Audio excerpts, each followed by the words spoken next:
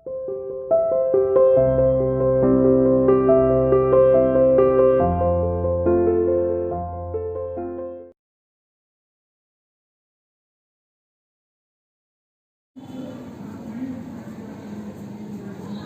to CI International School online classes. Hello students, how are you? Hope you are fine.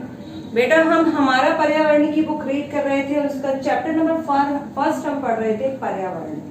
ठीक है, कल हमने पर्यावरण के बारे में जाना कि हमारे चारों ओर जो कुछ भी है, जो कुछ भी हम अपने चारों ओर देखते हैं वो पर्यावरण कहलाता है। ठीक है, हमने देखा कि किस तरीके से जो एक बच्चे के मन में जिज्ञासा हुई प्रिंसिपल के मुंह से जब उसने पहली बार ये शब्द सुना कि हमारा पर्यावरण बदल रहा है, तो उसके टीचर ने उसे बताया कि हमारे चारों ओर जो कुछ भी है वो पर्यावरण है। तो वो बहुत आश्चर्यचकित हुआ कि सब कुछ क्या, ये बेंच, ये मेज, ये कुर्सी, ये पेन, ये किताबें, मेरे दोस्त, टीचर, आप, क्या आप सब हमारे पर्यावरण के भाग हैं? तो टीचर ने कहा हाँ।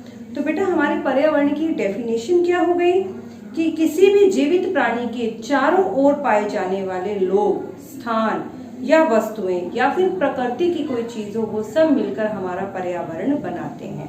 अब हमारे पर्यावरण जो है वो दो प्रकार की चीजों से बना है, जीवीय पर्यावरण भी है हमारा और अजीवीय पर्यावरण भी है। जीवीय पर्यावरण क्या होता है? सजीव प्राणियों का संसार।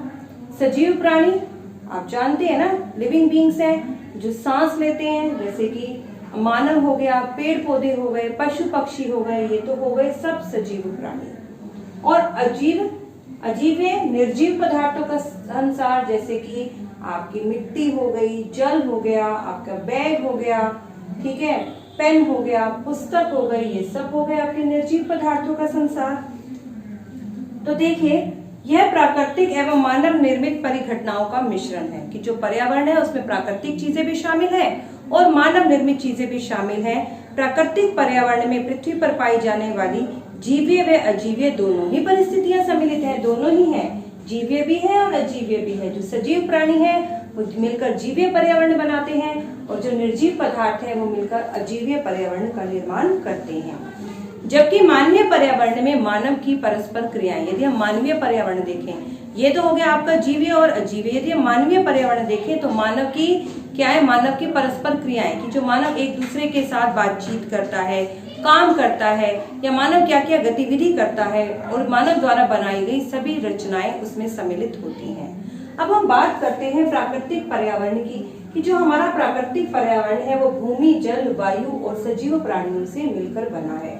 भूमि यानी स्थल है, स्थल मंडल, जल मंडल, वायुमंडल, और जो सजीव प्राणियों के मेल से बनता है वो होता है जैव मंडल। इन सब के बारे में हमने कक्षा 6 में भी पढ़ा था। तो देखिए, आज हम इसके बारे में कुछ और तथ्यों के बारे में जानकारी हासिल करते हैं। इनके बारे में आप पहले से तो परिचित हैं, कुछ जानकारी और हम हासिल करते हैं। पृथ्वी की ठोस परपटी, सबसे ऊपर की जो कठोर सतह है जिस पर हम रहते हैं उसे हम स्थल मंडल कहते हैं। यह चट्टानों और खनिजों से बना है। आप देखिए, धरती को खोदिए, नीचे से चट्टाने हैं और कई प्रकार के खनिज पदार्थ भी इसके अंदर पाए जाते हैं। यह मिट्टी की पतली परत से ढका हुआ है, इसके ऊपर मिट्टी की लेयर है। यह पहाड़, पठार, मैदान, घाटी जैसे विभिन्न स्थल आकृतियों वाला विषम धरातल है। आप देखिए, स्थल मंडल के ऊपर पहाड़ भी हैं, पठार भी हैं, मैदान भी हैं, ये सब पाए जाते हैं। ये स्थलाकृतियां महाद्वीपों के अलावा महासागर की सतह पर भी पाई जाती है। महाद्वीप तो है स्थल मंडल, लेकिन महासागर के नीचे जहाँ जल खत्म हो जाता है, तो जो नीचे जो सतह शुरू हो गई वो भी स्थल मंडल का ही पार्ट है। ठीक है, स्थल मंडल वह क्षेत्र है जो हमें वन, कृषि एवं मानव बस्तियों के लिए भूमि और पशुओं को चरने के लिए घास स्थल प्रदान करता है। मतलब स्थल मंडल हमें क्या क्या देता है? हमें वन प्रदान कर रहा है, हम कृषि कर सकते हैं, मानव बस्ती, मानव रहने के लिए मानव को जमीन मिल जाती है, पशुओं को चरने के लिए घास स्थल मिलता है, और ये खनिज संपदा का भी एक स्रोत है। सारे मिनरल, सोना, चांदी सब हमें धरती से ही प्राप्त होते हैं। दूसरा हो गया आपका जल यानी कि जल मंडल। जल के क्षेत्र को हम जल मंडल कहते हैं। यह जल विभिन्न स्रोतों जैसे नदी, झील, समुद्र और महासागर जैसे विभिन्न जलाशयों से मिलकर बना है। मतलब जितनी भी वाटर बॉडीज है वो सब मिलकर जल मंडल को बनाती हैं, और ये प्राणियों के लिए बहुत आवश्यक है, क्योंकि आप सभी जानते हैं बिना जल के हमारा जीवन नहीं। जल ही जीवन है, हमने कई बार सुना है जल ही जीवन है, यदि जल है तो मानव है, यदि जल नहीं तो मानव भी नहीं। पृथ्वी के चारों ओर फैली हुई वायु की पतली परत, सबसे पतली परत वायु की, उसे हम वायुमंडल कहते हैं। और पृथ्वी का गुरुत्वाकर्षण बल, गुरुत्वाकर्षण बल क्या है? पृथ्वी के अंदर एक ऐसी चुंबकीय शक्ति है जो इस वायुमंडल को अपनी तरफ खींच के रखती है। इसी कारण वायु अंतरिक्ष में इधर उधर नहीं चली जाती।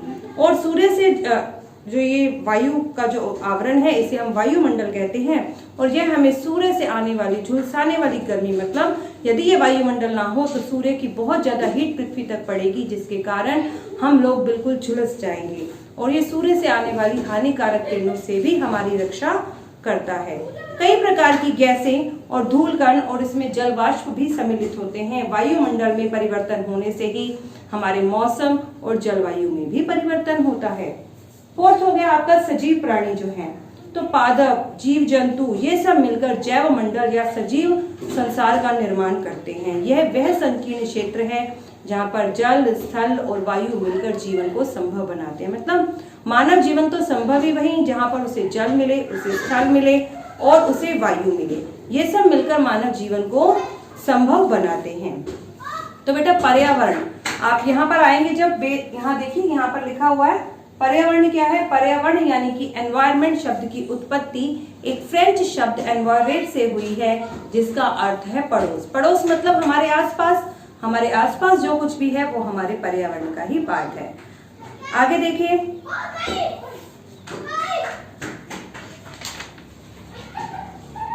अब हम बात करेंगे परितंत्र की कि परितंत्र क्या होता है। वह तंत्र जिसमें समस्त जीवधारी एक दूसरे के साथ पर्यावरण के भौतिक एवं रासायनिक कारकों के साथ परस्पर क्रिया करते हैं और उसमें निवास करते हैं, वे सब ऊर्जा और पदार्थ का स्थानांतरण से संबंधित है। मतलब वह तंत्र जिसमें समस्त जीवधारी एक दूसरे के साथ रहते हैं, परस्पर क्रियाएं करते हैं, उसे हम परितंत्र कहते हैं। तो बेटा देखिए ये परितंत्र का कॉलम दिया हुआ है, देख रहे हैं आप, ये परितंत्र का कॉलम दिया हुआ है। और कल हमने बात की थी प्राकृतिक पर्यावरण की और मानव निर्मित पर्यावरण की। मैंने आपको लिस्ट बनाने को कहा था, क्या आपने वो लिस्ट प्रिपेयर की? तो बेटा प्राकृतिक पर्यावरण क्या थे? प्राकृतिक पर्यावरण में हमारे जल, स्थल, भूमि और सजीव हैं, यानी कि मानव है, पेड़ पौधे हैं, पशु पक्षी हैं और जल है, प्राकृतिक है, पर्वत है, पठार है, नदियां हैं, खनिज पदार्थ है, ये सब। लेकिन मानव निर्मित क्या है? मानव निर्मित में मानव द्वारा बनाई गई चीजें, जैसे कि हमारी किताब, हमारा पेन, हमारा बैग, हमारे स्कूल के टेबल, बेंच, डेस्क, हमारे घर पर बेड, टीवी, फ्रिज, ये सब मानव निर्मित कहलाते हैं। तो बेटा आज हमने इनके परिमंडलों के बारे में बात की थी कि प्राकृतिक पर्यावरण के भी 4 भाग है, भूमि, जल, वायु और सजीव। भूमि यानी कि स्थल मंडल वह पृथ्वी का वह ठोस भाग जिस पर हम रहते हैं, वो स्थल मंडल कहलाता है। यह मानव को कृषि करने के लिए भूमि प्रदान करता है, मानव को रहने के लिए भूमि प्रदान करता है।